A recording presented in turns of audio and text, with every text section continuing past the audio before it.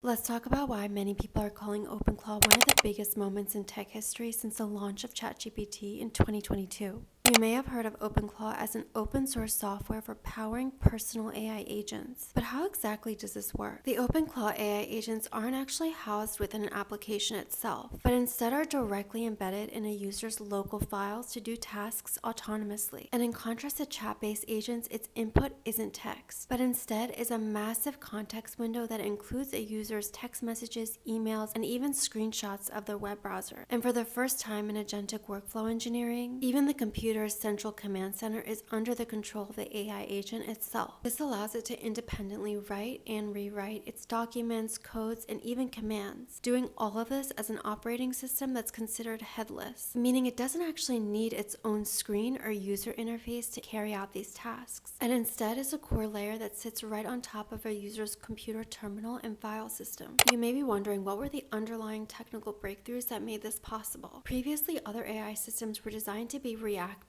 functioning only after prompted. But Openclaw has something called a heartbeat, or a background process that automatically checks all locally hosted files at set time intervals, treating time itself as an input to proactively suggest and start on a course of action, all based on what's been completed and what has changed in the environment during that time interval. And because Openclaw runs on local hardware rather than in the cloud, it can use a hybrid memory system that combines the human-like intuition of vectors with the rigid accuracy of a traditional SQL database to have both a 30% literal and 70% intuitive side to its reasoning, in a way that wouldn't have been possible if it was running on the cloud. In other agentic tools, if an agent doesn't have the plugin needed for a task, it reaches a standstill, but Openclaw's self-modifying infrastructure allows the agents to identify new skills needed to complete a task, learn those skills, and restart itself to include those new capabilities. Through this green loop architecture, Openclaw was built to not only write code, but when errors come up,